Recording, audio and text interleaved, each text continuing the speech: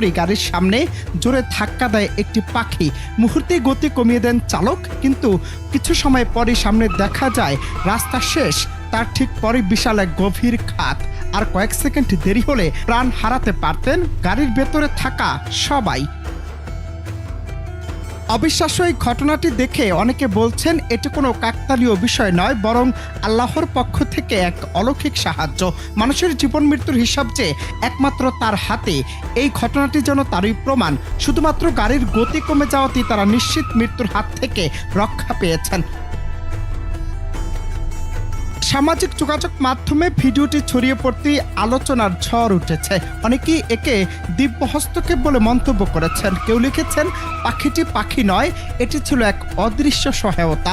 আবার কেউ বলছেন মানুষ যখন ভাবে সব শেষ, তখনই স্রষ্টার সাহায্য এসে হাজির হয়। ভিডিওটি ইতিমধ্যেই কোটি মানুষের কাছে পৌঁছেছে, শেয়ার হচ্ছে হাজারে হাজারে।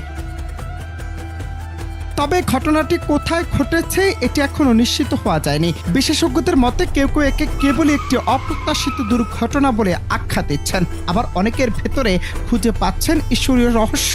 যাই হোক, অলৌকিক এই দৃশ্য মানুষের মনে নতুন করে জাগিয়ে তুলেছে বিশ্বাস। স্রষ্টার সাহায্য অদৃশ্য পথে এসে পৌঁছায়, এটি তার বাস্তব উদাহরণ।